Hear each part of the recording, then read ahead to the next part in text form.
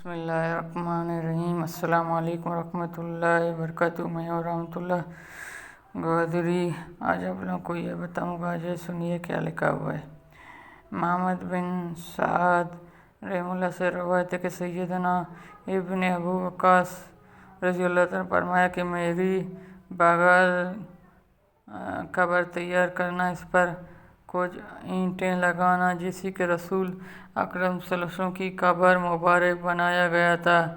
امام رحمہ اللہ فرمایا کہ عبد المالک بن عمری اس روایت کا مختلف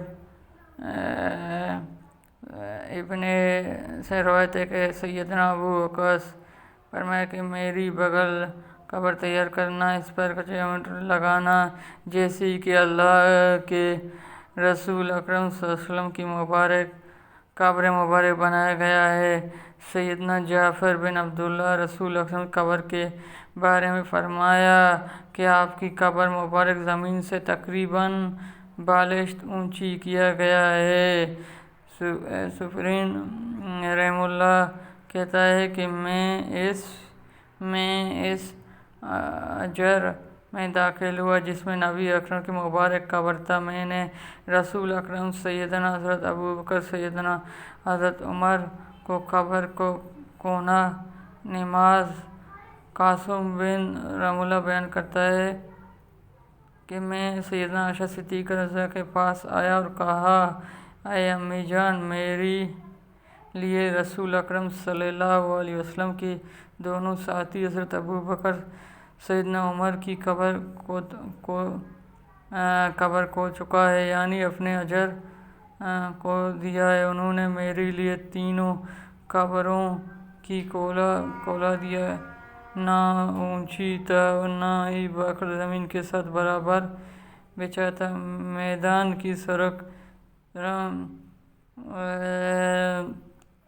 ذہنی طور پر ان موقف کی سیدنا انس بن مالک بیان کرتا ہے کہ جب نبی اکرم صلی اللہ علیہ وسلم فوت ہوا تو اس وقت مدینہ میں ایک آدمی بغل والے قبر بنایا کرتے تھے۔ ایک آدمی سیدنا شیخ بن یعنی گڑھا ہوا قبر بنایا کرتے تھے۔ صحابہ کرام کہا کہ ہم اپنے رب سے استخارہ کرتے ہیں کہ بہترین چیز کی دعا کرتے ہیں، اور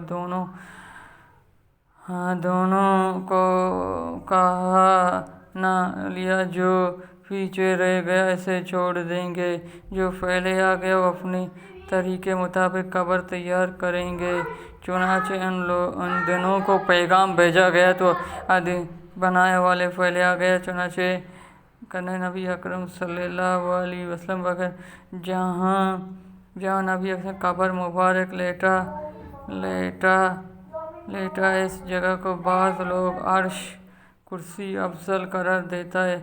یہ ازمایہ بدلیل بات ہے۔ قرآن حدیث مسلم ایسی کچھ ثابت نہیں ہے جو دلیل ثابت ہو۔ یہ اچھا لگا میرا چینل کو سبسکرائب کریں، لائک کریں، شیئر کریں، بیل آئیکن کے بٹن دبائیں۔